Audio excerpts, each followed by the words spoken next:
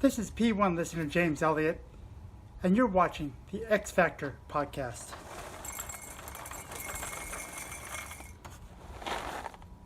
Brought to you by Bottom Gun Coffee.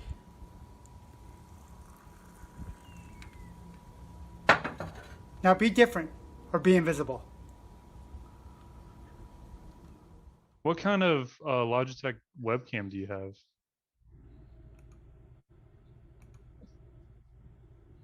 Or... Let me check what does it say here? I gotta put my bifocals on. Hang on, I gotta put my teeth in first. I don't know. It's some Logitech. Old Man River, what kind of camera do you have? I got strong arms. I got weak eyes. All right. Welcome, everybody, to the X Factor podcast. This is episode number 47. Shut up, Parker. It's episode 47. I know that now. We are closing in on that sacred number we're all waiting for. Yes. I believe October 15th will be the date, JR. Yeah, I think it is. We're going to, P1 listeners, pay attention. Save the date on your calendario. We're going to do a live podcast from Brew Vegas. Yes. My office, when John comes to visit. And it's an undisclosed location because we don't want any of our stalkers showing up here. But Right. That's when we plan on doing the live episode, probably that evening. Yeah. Now, we're going to have time zone issues with people. True. Californians, Minnesotans, Wisconsin, Chicago, Yep. New Delhi, India, Wuhan. We have guys Wow, from listeners Wuhan. in Wuhan? We have listeners in Wuhan. I would imagine we probably do. I believe that's pronounced listeners in Wuhan. Anyway, it's episode 47 in exactly 3 episodes. It'll be 50. Do a live P1 podcast with our favorite people. Yes. And I want to remind everyone, this podcast is brought to you by our friends at Bottom Gun Coffee. And if you would like to order some coffee from Bottom Gun Coffee. You would go to bottomguncoffee.com. Boom. That's it. So, JR, we've talked on this pod about gaining the X Factor, maintaining the X Factor. Yes. The one thing we haven't talked about is losing the X Factor. Yep. Losing the X Factor. It happens. It happens a lot, and I was thinking about it, we always talk about what it takes to get on top, but it takes a lot to stay on top. And there's Are you a top or a bottom? There's so many brands that have made it to the top that don't stay there, right? They're there for a long time. I think of like Sears, I think of Kmart, I think of Radio Shack, Yep. Circuit City. I mean, you could name a number of different brands that were at one point like the place to go. And now those are just gone. They're completely gone because they Yep. didn't change with the times. They had bad leadership. They made bad decisions. So yeah, getting to X Factor status is difficult, but staying is just as difficult. And I think today what we're going to do is cover some companies, some brands, some things that just, for whatever reason, they didn't maintain that X Factor. And we're going to explore those. And hopefully these will be cautionary tales so that you can take with you to your business, to your industry, and make sure you don't have these problems in your business. Yeah, I want to share first my runner-up. Folks, take a look at my co-host. He mentioned cautionary tales. Yes. He is my runner-up, How to Lose the X Factor. John, during his naval career, was a rising star in Yes. the nuclear sub community. And then one day, he said those famous last words that, well, pardon the pun, sunk his battleship, so to speak, in the eyes of Yeah. his command. He said, "Captain, I washed your coffee mug for you." Yes. You never wash another sailor's coffee mug. That is an unacceptable. I mean, your career Awesome. trajectory was just going up, up, Yep, up, up, yep, up, and then sure. you accidentally Yeah. did that. Yeah. And it was just never the same, was it? Yeah. Yeah. Yeah, no, it's true. It's true. Yeah, you don't want to wash another man's coffee mug or another woman's coffee mug. And one other thing too, on a submarine, you never left your coffee mug out. You always kept it hidden when you weren't using it. Really? Why? Well, because other sailors would what they call rim your coffee mug with their junk. Really? Wow. So you always hid your coffee mug. I guess I probably shouldn't talk about this stuff, but you never clean another man's coffee mug and never leave your coffy mug unattended. Always have Or it they'll hidden. clean it with something you don't want them cleaning it with. Correct. That's exactly it. Yeah. Yeah. I wonder if that's where the term teabagging came from.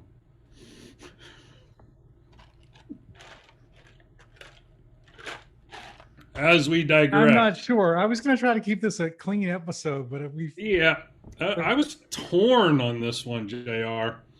You know, Yeah. I was thinking there are a couple options, yes. and I don't want to go scorched earth and get like too dark with this. Yeah, But, no, I know. because that's not why people come here. Right. They come right. here to just, well, YouTube. They come just to be in awe of our rugged good looks. Yes. People get beard envy from me, and Yeah. you know, they just take a look at your traps, which are bulging out of your shirt, Yeah. like you just have two enormous sausage rolls glued to the back of your neck on each side. Anyway, they come to admire our good looks, and That's I wouldn't it. want to be a Debbie Downer about it. But since we're talking about losing the X Factor, and you know, we're living in strange times, and there's a lot going on that really is in disarray, that does not align with what our founding fathers intended. Right.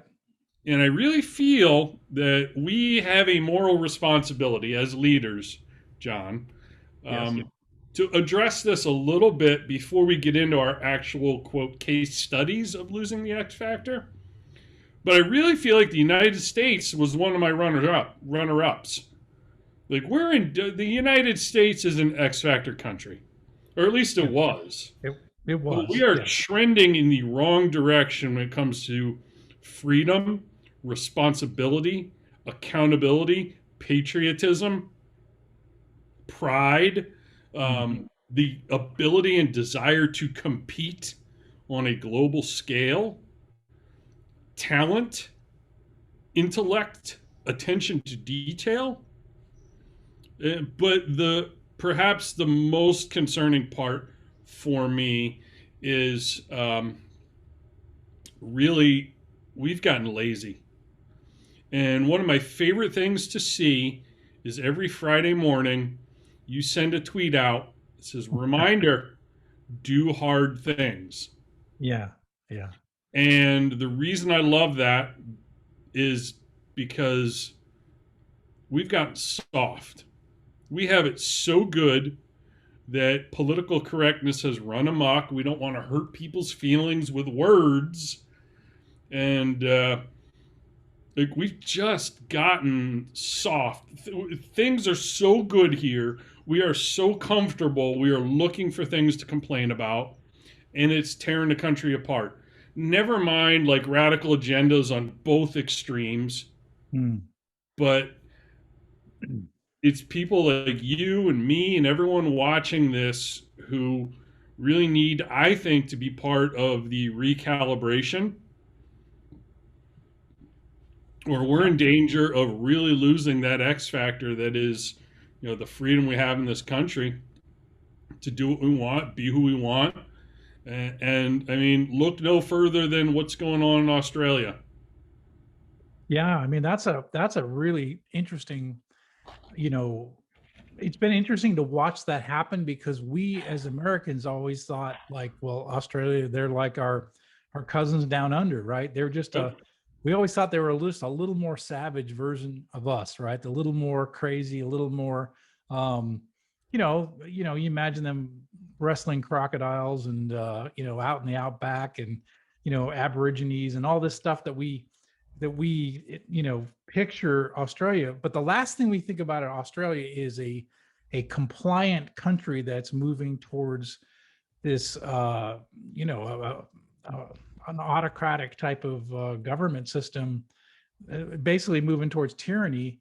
No one would have ever expected that. I never would have in a million years expected that Australia would fall into that camp. So I know they did a gun, they took away a lot of guns a few years back. And so sort of maybe the signs are there, but I had no idea to expect this kind of reaction to the COVID crisis like it has been. So it's been So remarkable. So what's we were just having this conversation last night at dinner. My what would she be? I don't know. My brother-in-law's daughter is a college student in Australia. mm, They're allowed out of their dorm rooms for 2 hours a day. They're that's allowed, prison. yeah, That's they're allowed prison. like exercise outside in the yard, as I would say. Like, they're allowed to be in the yard, and then they have to go back into solitary after 2 hours. Like, where they slide their food under the door.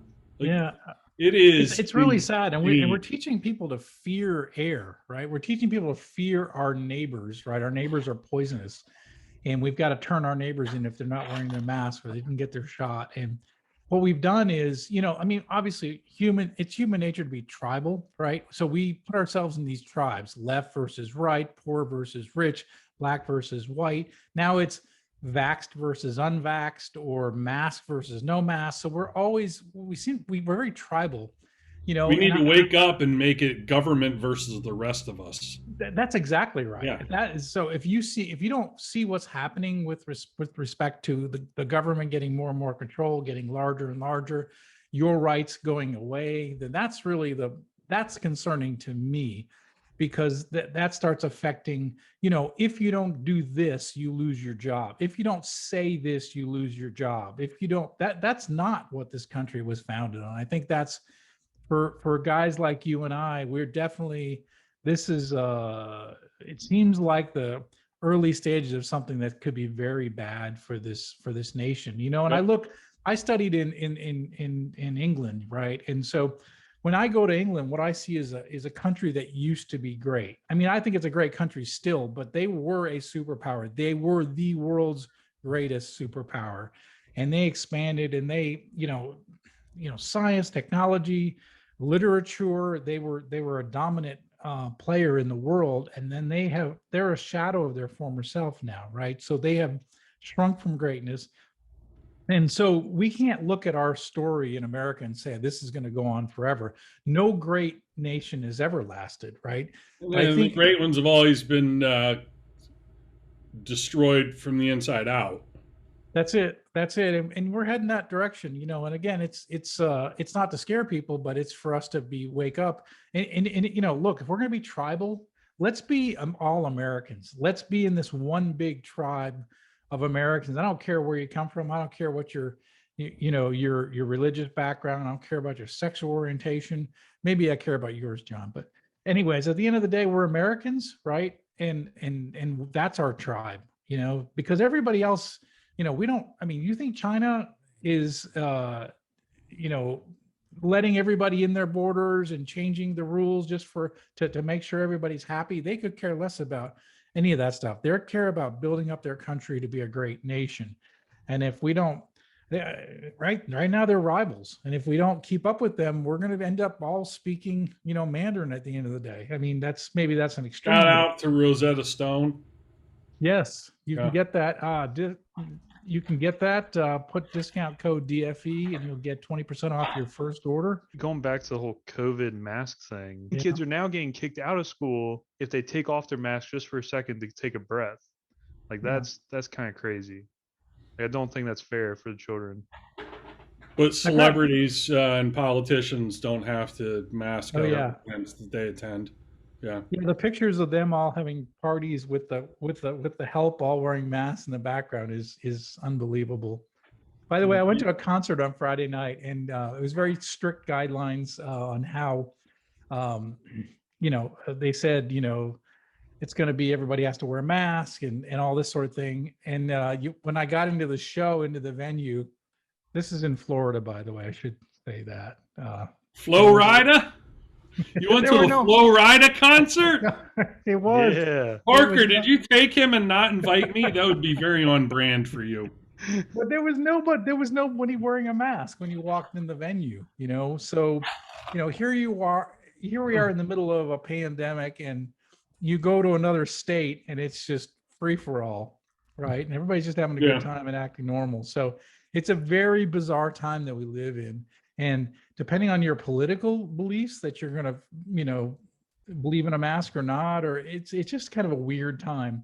But I think we need to go back to the fact that we all are Americans. This is a great country. It was once a great country. It can continue to be great if we're all on the same team. But this idea of us trying to divide ourselves in these mini tribes based on whatever our issue is, I think is a problem. So, hey, you know why Joe Biden's so afraid of COVID? Why is that? He really doesn't want to lose his sense of smell. Yeah, the sniffer in chief. I mean, he's got to keep that thing going. So. Yep. By the way, that's another thing. You guys, people are listening and they're worried about like COVID testing and how do we make sure all my employees are, don't have COVID. All you got to do is just get some smell of something really rotten. Maybe so we were talking about before the show started, your dog Quincy's fecal matter. We can get a big bowl of that and you just put your nose in that thing and sniff. And if you can smell it, you're good and you can go to work. You don't have COVID. See, now it's all clear to me now, John. This is all very clear to me why you have Parker at the front desk every morning. He's like the Walmart greeter at peak demand, but now we know the real reason why. Sniff People this. just walk by and be like, oh, You're good. he doesn't Come have on COVID. in. He can smell Parker. We don't have a. She's have a good. thermometer. She's complaining about the odor in the lobby. Yeah, exactly. Yeah. Parker, I've figured you out now. It's called a redneck COVID test, and I don't have a trademark, but you can use it in your facility. So. Yes, please do. Take him off of our hands, people. Oh, you can take Parker too. Yeah. So yeah, that's just I don't want to be a Debbie Downer, but I really think what was it? Reagan said freedom's just one generation away from extinction. It is, yeah. That's what he said. The X Factor is one generation away from extinction. Yeah, or for our case, one bad episode away from extinction, which is pretty much every episode. So yeah. So I think I might have talked a little bit about this last episode. This company. Oh, we did. I think we mentioned it a little bit. Yeah. Yeah. My losing the X Factor company is Johnson & Johnson. They used to be a shining example, JR, of how to handle a crisis. Yeah. And they were. Yep. Fun fact, back in the day, I was an intern at their headquarters in 1993 as a grad student. Oh, wow. So going back to their founding father, Robert Wood Johnson, what a name that would be if he worked in the adult film industry. Robert Wood Johnson. Oh, I knew that. Anyway, he developed their company credo in 1943. It had been their North Star for many, many years. I want to read the first line of it to you. We believe our first responsibility is to the doctors, nurses, patients, mothers, and fathers, and all others who use our products and services. In meeting their needs, listen carefully, in meeting their needs, everything we do must be of the highest quality. So the second paragraph is we're responsible to the communities in which we live and work and to the world community as well. Now, back then, probably until fairly recently, that wasn't just a cute slogan or verbiage they plastered on the wall of the lobby of their office, their letterhead, or their website, whatever. Those are core values you'd see in action every single day. And if you'll recall, Johnson & Johnson's the manufacturer of Tylenol. And that was pretty important back in 1982 when someone outside the company tampered with the bottles in Chicago and put cyanide in them. Yep.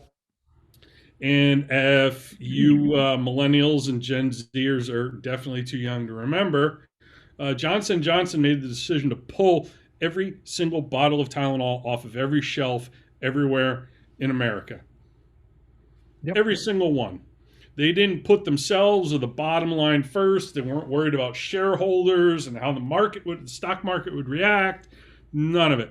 31 freaking million bottles of Tylenol. And that was a cost of over $100 million. And they demonstrated in word and deed they're an organization of the highest integrity and they're committed to their core values. So what came of that, and this is really why I believed for a long time they were a very X Factor company. What came of that was the tamper-proof bottle, child-proof. It was triple sealed. Yep. Which has become the international standard now. They created that, and I've often said, how could you be the Johnson & Johnson of your industry? You want to, live your core values in word and deed, and you want it to all be congruent internally and externally. And sadly, we came to find out fairly recently that for over a decade, the folks at Johnson & Johnson knew that their baby powder had cancer-causing talc in it. Yes. And they never pulled that from the shelves. No, in fact, it was the FDA found a small amount of asbestos in a sample, and they knew about it, and it shipped for years that way. Yeah. So at some point, and I'm guessing it was in a leadership change, where the core values shifted from being something you lived and you would eat, sleep, and breathe to really just being a sign on the wall in the lobby. Yep. It became lip service. And they started to worry more about stock, shareholders, revenue, as opposed to doing the right thing by their people, their customers, and their communities. And when Johnson & Johnson got the emergency use authorization for the COVID vaccine, I'm not getting the J&J.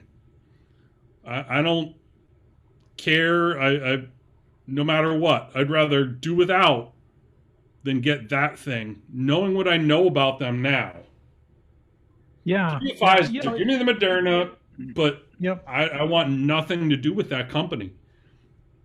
It's funny because they've been around so long, right? They had, like every company, they had no one really had it didn't have much of a reputation one way or the other. But when the Tylenol scare happened and the way they reacted to it and the way we responded to it, which changed the industry for the better, they gained so much respect. This was in 1982, and they became like almost the most admired company in America after doing that.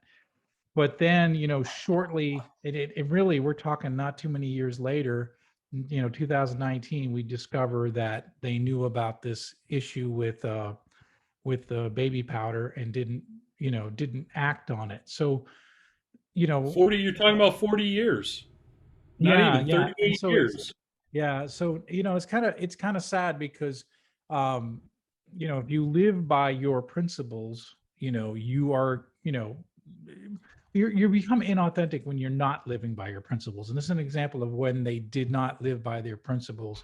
And it really took really they took a hit through that.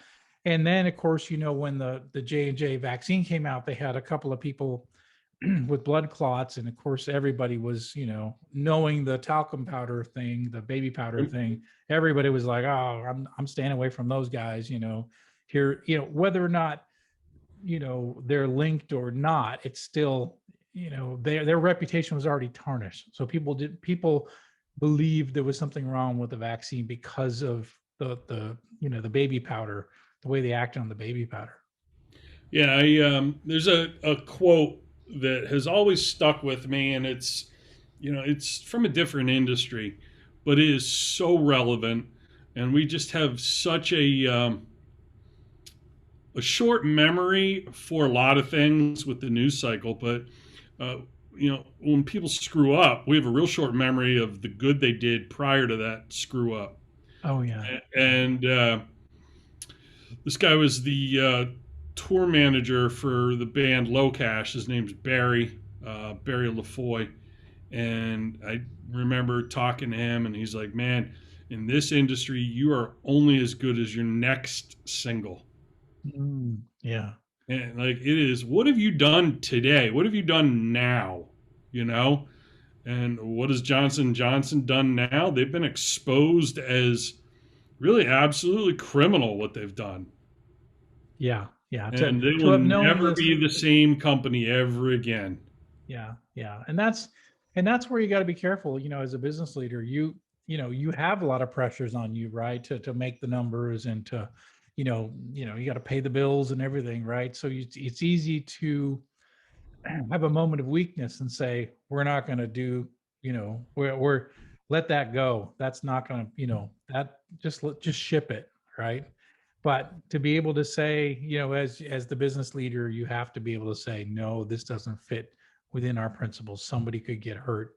No, yep, it's doing the right thing versus doing things right too, Yeah, exactly. Yeah. Exactly. Well, that's, yeah. And, I don't know what, I don't know what the financial impact on Johnson & Johnson. I don't know much about the lawsuits and what have you, but it's certainly, they're going to take a hit because of it. I'm still back on Robert Wood Johnson. Yeah, exactly. Parker, while you talk, I'm going to exit stage left and get myself a drink. Okay. All right. Well, come to find out, I looked up the talcum powder incident for Johnson & Johnson. Yeah. And obviously the research shows that the use of talcum powder in the genital area can lead to the development of ovarian cancer in women. In other cases, consumers have been diagnosed with mesothelioma cancer. Yes. But this is what blew my mind is Johnson & Johnson is facing more than 6,550 lawsuits. And though latest is 27,000 right now. That is insane. 27,000 lawsuits. Yeah, but here's the crazier thing is that they also have, so they had the Tylenol incident, the talcum powder incident, but there's 3 more incidents that happened. In 1998, they had a deploy hip replacement incident, and that was huge. Basically, there was a ton of lawsuits for joint replacement injuries, and it happened in 1998. And some of those cases still have not been settled. They also have blood thinner. And let's face it, if it's a joint replacement, most likely it's an older person. Those cases won't be settled in their lifetime. Yeah, I mean, that's just wild to me. But there's 4, I mean, there's literally a list of Johnson & Johnson product recalls and lawsuits, Tylenol, hip replacement, Ethicon, Biomesh, blood thinners, talcum powder. I don't know. That's wild. Yeah, their hernia mesh got recalled too. Yep. I remember that. Yeah, so I mean, it just goes to show you, if you live by your principles, you're going to be more successful than if you give up on those principles to chase the dollar. Because at the end of the day, it gets caught up. It catches up to you anyway, right? Yep. Every time. And I don't know why people think they can. Well, we'll just let it go this one time, or just bury that data. We saw it with Volkswagen with they were faking the tests for the emissions on their Yep. diesel vehicles, right? I mean, and other than World War II, Volkswagen had a pretty good reputation, right? And then suddenly now they have a big hit on the reputation when they find out they're faking or forging these, these test results, environmental test results. So, Speaking of diesel, how much are you deadlifting these days? am I deadlifting? Speaking of diesel, I am doing reps. I'm not doing single max weight reps. I've been doing three sets of 10 at a progressively increasing amount every time. So I think I'm in the 365 range. So 3 sets of 10. So are you still experimenting with the steroid Winstrol? I don't know what that is. No. It's an injectable, or did you go back to using the cream and the clear? I'm an all natural lifter with the exception of my pre-workout, which I don't really know what's in it. I just know it says Edge of Insanity and Berry Blast or something. I don't know. Good recovery there, JR. Good recovery. I don't think I could. I don't really like needles. I don't think I could inject myself with anything. So. No. I mean, that's why usually your lifting partner does that, doesn't he? I don't have a lifting partner. I have a gym. My gym is right there, and it's me and Marley, my dog, who farts. Nice. Yeah. Parker taught her how to do that. I'm sure. So, JR. Yes, sir. Did you have any runner-ups before you chose your cautionary X Factor tale? Well, for me, the problem is I'm going to show my age here, but Radio Shack was like a place that I loved as a young person who loved technology. I always loved to go to Radio Shack and they're. Oh, you're going to say the Corvair. It was a great. Or the Etzel. Great. But I mean, like those people who were making the stone tablets and the chisels I used to read and write with. I know. They never evolved. I included a little story about Radio Shack in my latest book, and then I had somebody read it and was like, "Oh, I never even heard of Radio Shack before." It's like a young person.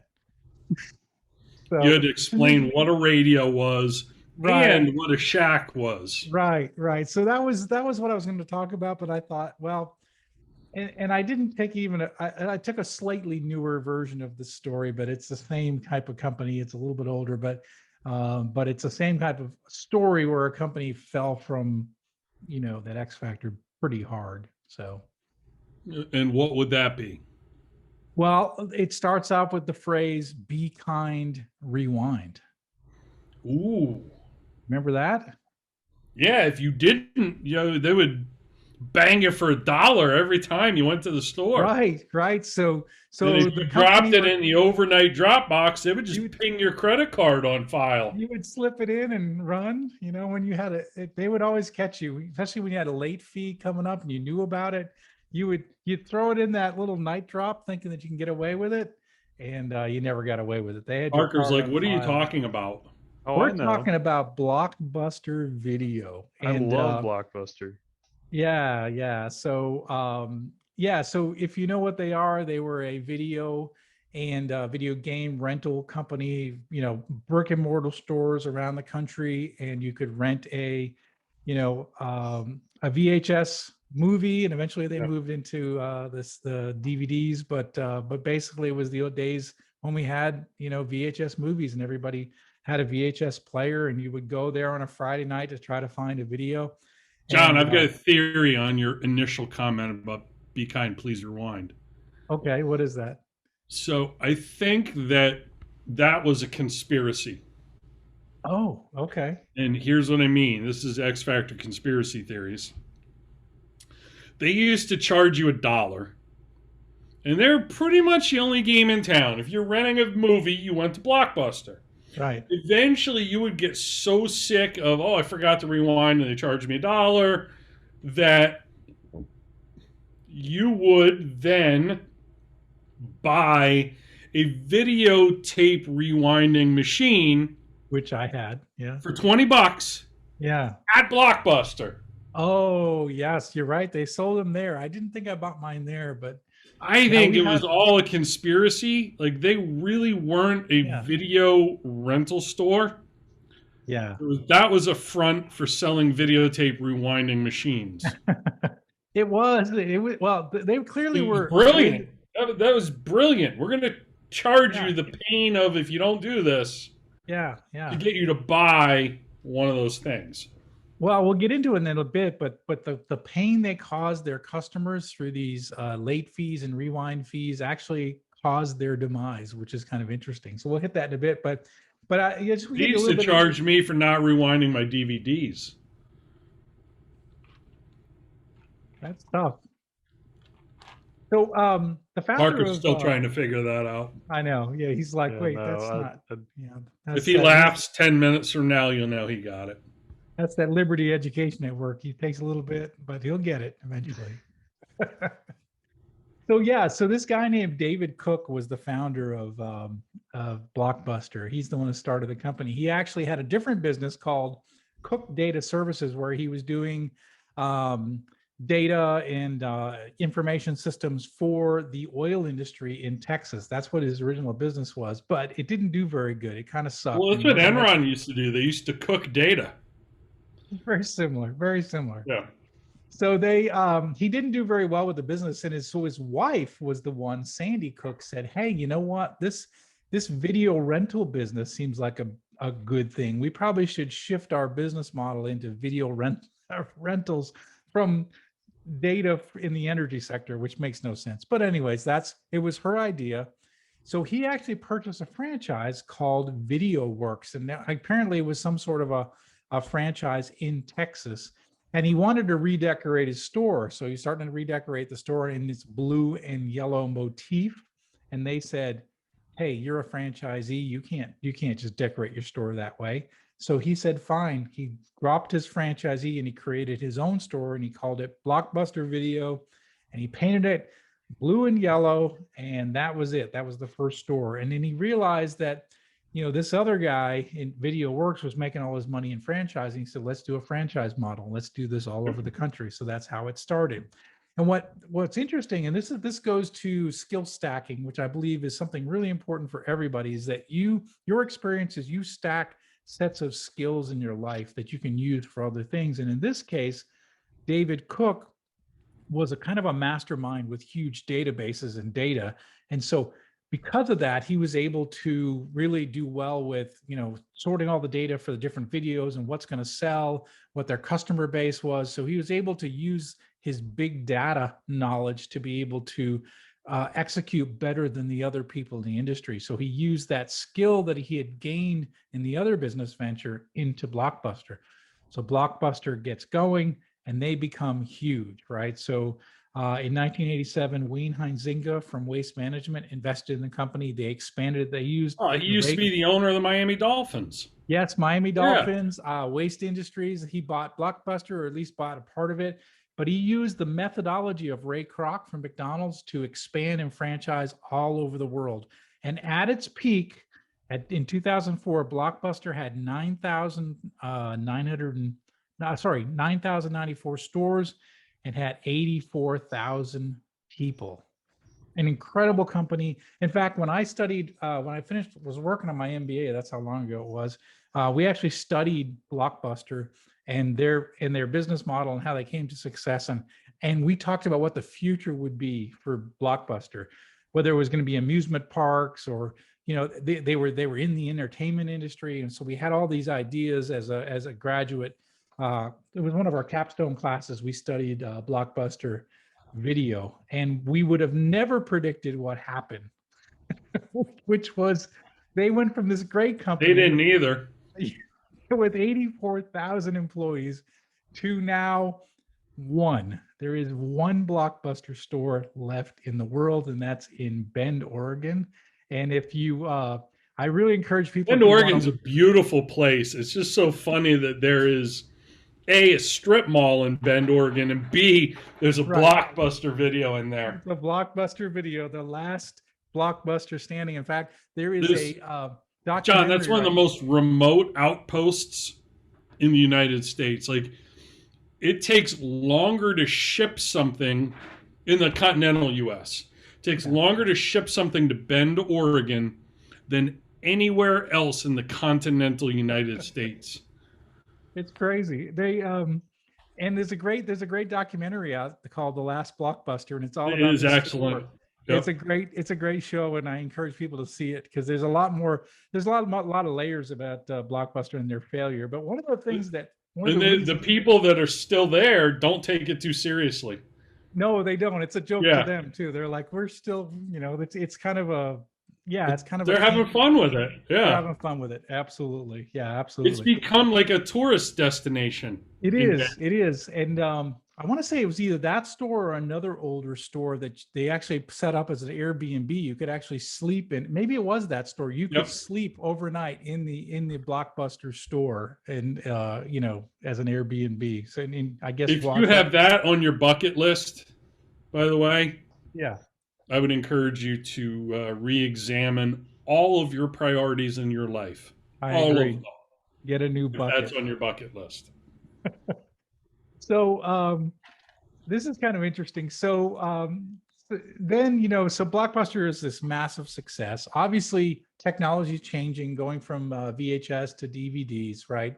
So that opens up maybe an opportunity for different business models and what have you. But the one story that I love about Blockbuster and their fall from X Factor is a guy named Reed Hastings. And Reed Hastings was an entrepreneur, business owner, and but he had an experience at Blockbuster that said, there's got to be a better way to do it. So he said that he had a big late fee for Apollo 13. It was 6 weeks late, and he owed the video store $40. But he lost the tape, completely lost it, and he was so worried that he didn't want to tell his wife about it. He said, am I going to compromise my marriage over a late fee? And so he was so worried about telling his wife about this $40 they lost.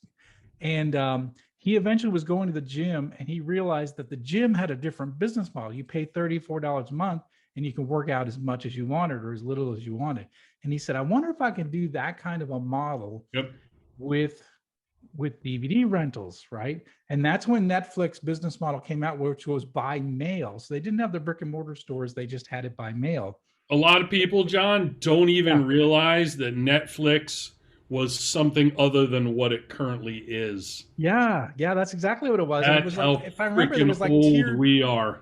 I know, there was tiered pricings. Like, do you want 2 movies a month or 3 movies a month? And you'd pay for how many movies you could get. And there was no late fees. You keep it as long as you want. As long as you send it back, then you can get the next video. So that was the model that they built. I mean, you think about how much a DVD costs. It's like right. Well, and it's a great idea. Shipping is more than the physical product costs. Correct. Yeah, exactly. So, but as it turned out, it was a good model, but it wasn't very successful. He wasn't making a lot of money doing it. And they were a much smaller competitor to Blockbuster. So they actually approached Blockbuster and said, hey, you want to get in on this? Like, this is our deal. We're not making money yet, but this is a really good business model. And they offered for Blockbuster to buy them for $50 million. And they actually, on multiple occasions, and Blockbuster said, no, we got our own plans. We're going to do what we're going to do, and we're going to continue to move forward. So they didn't.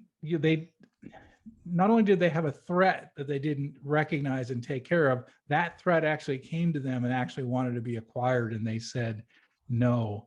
And Yep. as it turns out, Netflix was quicker to the mail, and they grew quite a bit. Also, red boxes came out at the time. These were the little kiosks that would be around at like a CVS or, a Walmart, where you could rent a movie, and those things became popular. And suddenly, We all this still have them up here. That's how Oh. much Maine is very much like the land that time forgot. Oh, so you We don't have. still have tons of red boxes all over the state. That's so quaint. That's so. I'm not even kidding. Like, we legitimately, it's in the Walmart, the grocery stores. It's embarrassing. It really is. Well, internet hasn't got up there yet. So eventually it'll get up there and you'll get streaming and all that stuff. So, yeah. But, Netflix ended up, having the mail-in model and the streaming model first, and they grew it and it became successful. And there was a number of bad management decisions that Blockbuster made. And they just fell from grace. They were losing revenues. They kept losing revenues, and then they filed for bankruptcy in 2010, and then the stores started shutting down around the country. Now there's only one store left, and so this great company with 84,000 employees is now in the history books. It's gone completely, and some of it was mismanagement, some of it was not keeping up with the times, but I think a lot of it is just being too confident that you had all the answers. Yeah, I think arrogance Big time. is Yeah. the enemy there, Yeah. What's this little Netflix guy, this Reed Hastings? What are they going to do to us? We're Blockbuster Video. Right. Yeah. What are you going to do to us? Yeah, exactly. By I don't the know, way, you owe me Parker, 40 how big bucks is for that movie, Reed. how big is Netflix now as a company? Do you know? That'd be a good gaming. Huge. It's huge. It's huge. It's big. huge. It's giant. Big So, leap. so although big leap. Netflix now combines the U.S. and Canada into its regional subscriber count totals, the U.S. alone has 74.38 million Netflix subscribers as of the Wow. Q4 2020. When one takes into account, Hang on the a second. Subscribers, I want to know how many users they have. Because every subscriber is sharing their password with a dozen people. I don't know what you're talking about. Never. Only college students do that, Yeah. and poor entrepreneurs. My 82-year-old mother. But what's really cool is, despite more competition, such as like Disney Plus and Amazon Prime, and yeah, Hulu and stuff, Netflix still has the largest subscriber count in 2021. While the number 2 streaming service is Amazon Prime, Amazon Prime members are using its Prime Video service. In April 2021, Netflix announced it had 208 million subscribers, now turning to Netflix worldwide. Amazon Prime service had 200 million in April 2021. Wow. That's almost as many people who voted for Joe Biden. Oh, wait, hold on. There's another percentage. Almost. 41% of Netflix users are watching without paying, thanks to password and account sharing. Yep. I don't know. No idea.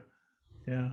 Well, it's interesting. So they had a chance to buy this company at 50 million. I wonder what the profits are of Netflix today, but I imagine it's well over 50 million.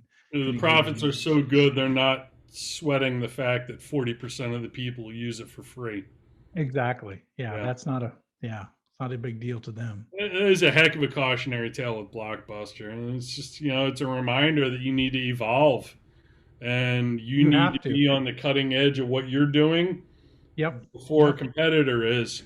And I think, the lesson for all leaders is, A, listen to your people. B, constantly be generating new ideas and allow them to spend time experimenting and trying to execute them. Yeah, absolutely. And the other thing is, I always think too is like if you're the CEO or the founder or the head of the business, you are like you're like the watch. You've got the watch. You're like the lookout on the bridge, right? You are there looking for hazards, right? And so the hazards might be a shift in the industry. It might be a new technology coming out. It might be a new entrant into the market. Your job is to watch those, like the iceberg, right? There's an iceberg over there. We got to keep an eye on it. We got to make sure to stay away from it. Your job is to look out for that stuff. And if you're too deep in the weeds doing emails and doing everything that you shouldn't be doing and not having your team do that, then you're going to miss out seeing these hazards. So part of your job is get out of your office and spend time in your industry and make sure you know what's happening in your industry. What are the trends? Who are the competitors? What are they doing? How do you counteract them? Are they a potential partner? Right? I talk about in my book, putting out fires before they grow. That was something we learned on the submarine. You got to put those fires out before they get big. If it's a new technology, a new competitor, you got to figure out, how do I counteract this threat to my business? Because if you don't act quickly, that thing's going to grow. And then suddenly Netflix, you can't buy Netflix anymore, right? You could have bought them for 50 million on multiple occasions, but you can't buy it now. Yeah, now it's worth today, as of April 22nd, 2021, Netflix market was capped at $243.4 billion. You need to bring a lot of money to the table if you want to try to buy Netflix now. So They've done a smart thing by creating their own content, and they're essentially a studio as well, where they curate and create their own content, comedy specials, movies, Netflix exclusive docu-series, all that. They are morphing. Their real competition is HBO and things like that. Yep. I mean, Disney is a threat to them. Amazon Prime is a threat to them. And I think it's good for the industry. We have Amazon Prime and we have Netflix and we have Disney, because there's competition there, and it keeps the prices low and it keeps the content coming. Now, Apple's getting into the game, seems to be late. I don't know what Apple's problem is, but their Apple TV. What's that? Tim Cook. No, maybe so. Yeah. Maybe so. But they're late. They're late. Steve Jobs is turning over in his grave with the way Tim Cook has run that company. Yeah, it's pretty sad. But there's a lot of stories about leadership that I could talk about with respect to when an icon leaves, and when everything has to revolve around him. When they leave, a company tends to fall apart. So, but anyways, they're coming into the equation too, and they apparently have some good things that they've produced as well. There's one show, the guy who played Aquaman, he's got a show out on Apple Plus, and I don't know what the name of it is, but it looked interesting to me. And I saw it was on Apple TV or whatever, and I was like, oh, I'm not buying that. There's a common theme here, John, and that's what you just shared about Blockbuster and Reed Hastings is something I've always said. Your best ideas always come from outside your industry. Yeah. And as a leader, you need to be taking a look around at your surroundings when you're not at work. Because you got the idea for, my gym does a membership. You can, like you said, can work out as much as you want here. I wonder if I could do that in entertainment with, video and movies. And absolutely. So I think that, you have a obligation to your organization and to the people you employ to have your radar on and your antenna up, looking at, and taking a non-linear approach to your business. Being a non-linear thinker. And being able to connect different dots from other industries, as opposed to what you see so much is it's just copycat industries. Everything's a copycat. Yep. No, we gotta be original. You gotta stay relevant, and you gotta keep evolving. And that's a big part of, and doing that means looking at ideas from outside your industry, right? And finding those ideas and trying to figure out how can you implement them in your industry. So, great example. Netflix is, I would say they have the X factor. They figured it out. and they stuck with their business model and grew it to something amazing. So You can't Yeah. spell Netflix without the X. that's true. It's in the end. Yeah, that's a good. That's it. That's the quote for this episode. Cut. Yeah, right. That's perfect. Yeah, that's it. So we are rapidly approaching episode 50. I cannot wait. Yes. We will probably need to schedule invitations to go out. Can you have them engraved on a silver platter, Parker, for our guests? I was gonna And- just send some stuffed pandas. Well, I do believe Sarah Swenson would like you to hand deliver her invitation on a silver platter, so that she could gladly accept it from you and then proceed to beat you over the head with it. If he Kick did, your he'd little have to wear. panda ass across the street. Yeah, he'd need to show up in a panda costume. That would be perfect. I Grin guess and we- bear Hey, it. well, let's talk about our sponsors. Should we? Sure. We have sponsors. Well, we have one sponsor, and that's Bottom Gun Coffee. .com. Yes, go there, get their coffee because they're better than anything you can buy at the supermarket. So I like them. I drink them every time I can. When I record my episodes on the weekends, I'm always drinking a hot cup of Bottom Gun coffee, and it's always better than the other stuff. So encourage you guys to check it out. They support us. We support them. Good bunch of guys. Navy I hear- submariners. I Yep. hear it pairs well with protein powder and pre-workout too, folks. Yes, and bourbon. So I am told. Yes, it does. So and what else do we have? We have a bourbon sponsor. Do we? Do we have a Good. beer sponsor? No, not yet. We're working on both fronts. So Yep. My clothing brand, chinupchestout.com, just released our yeah. fall collection. We have some fabulous new items there, some gorgeous flannel shirts, hats, camo hoodie. yeah. Head on over there. If you sign up Yeah. for our email list on the website, you'll immediately be delivered to your inbox a promo code for a discount. Yep. Plus You know- free shipping. Ooh, nice. Nice. Did you hear the Postal Service is going to start taking longer to ship things, John? I believe it. I believe it. Because imagine, government subsidized operations never get more efficient. They always get less efficient and more expensive. So, yeah, shout out to socialism. Yep. That was the subject of my article that I write a leadership article every week. My subject was the crushing weight of bureaucracy was the article I wrote this week, and that'll be coming out soon. So take a look for that. But bureaucracy is never a good thing. It's always slows the Largest- company down. Government's the largest employer in this country. Not good. It's not good, No. people. So, but One last thing. A generation ago, 85% of American citizens were self-employed, small business owners, yeah, and that's like maybe 5% today. And government is the largest employer, followed by healthcare. It's just kind of scary, and then big companies, very large corporations. Yep. So Yep. yeah. One last thing, Parker, you were going to say Yes, I just wanted. before you were so rudely interrupted by me. I just want to give a huge. I'm sorry, I shout-out. didn't mean to interrupt you. I just want to give a huge shout out to all the P1 listeners.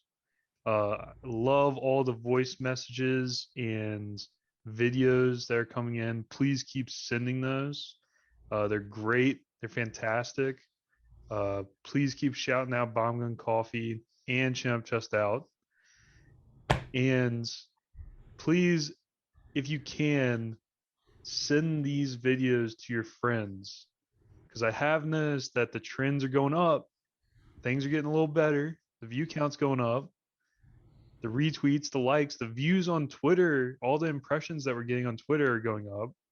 So thank you Becoming to all. popular. We're Yeah, the thank popular you. guys. Thank you to all the P1 listeners and just all the viewers. Now I'm going to give a shout out to P1 listener Drew Hashimura. Mhm. Hey, Drew. He is a relatively new P1, and we want Absolutely. to welcome him to the family. Yeah. The guy is an absolute stud. And welcome, Drew. You will hear his clip that he sent in right after this.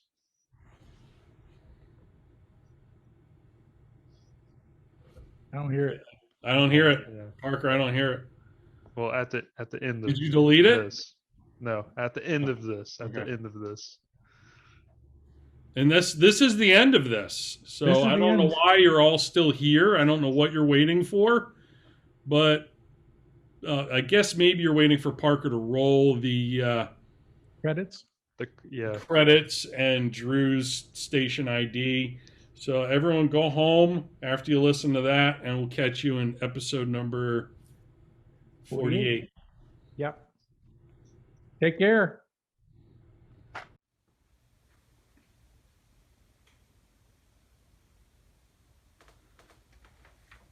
You're still here? It's over. Go home. Go check your penis. Go.